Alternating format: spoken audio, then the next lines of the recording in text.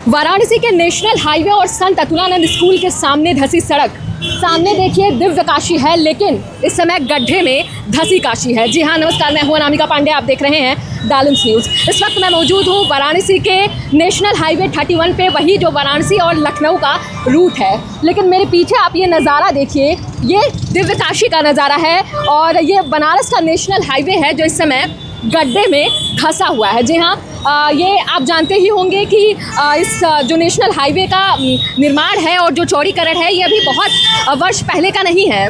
लगभग 4-5 वर्ष पहले की ये बात है। अगर 2020 और 21 की बात करें, करोड़ों रुपए की लागत इस पे लगी है, लेकिन गुणवत्ता जो है वो गुणवत्ता इस स्तर की दिख रही है कि मतलब चंद सेकंड में जो कहते हैं कि सड़क जो है वो धंस जा रही है। अब ये जो है ये रिहायशी इलाका है। आप जानते हैं कि चूँकि भारी वाहनों के आवागमन के लिए नेशनल हाईवे और रिंग रोड बाईपास का एक हिस्सा जो हरौआ आगे जाएगा, यहीं से शुरू होता है और एक तरीके से जो बड़े वाहन होते हैं उनके आवागमन के लिए, और सामने कई बनारस के नामचीन स्कूल भी हैं जिनके स्कूल बसेस चलते हैं और बच्चे जो हैं इसी रूट से होके जाते हैं। और तीसरी सबसे महत्वपूर्ण चीज़ कि जो आम नागरिक हैं उनके जो सुरक्षा की गुणवत्ता है वो किस स्तर पे नापा जाए, क्योंकि एक तरफ अगर हम अभी बनारस की स्थिति की बात बताएं तो सड़कें जो हैं वो विकास के नाम पे बन रही हैं, लेकिन आए दिन बनारस के हर हिस्से में ये खबर आती है कि सड़क जो है वो धंस चुकी है, जल जमाव होता जा रहा है। शायद ही बनारस का कोई हिस्सा हो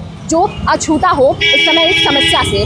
और सवाल कई खड़े होते हैं कि जिसके लागत से ये करोड़ों का बना है वो क्या गुणवत्ता देख के बना है, क्या मिट्टी के लेयरिंग की जांच हुई है, ये मतलब कुछ ऐसी तकनीकी खामियां हैं जो हम तो नहीं बता सकते हैं कि क्या मुख्य कारण हो सकता है।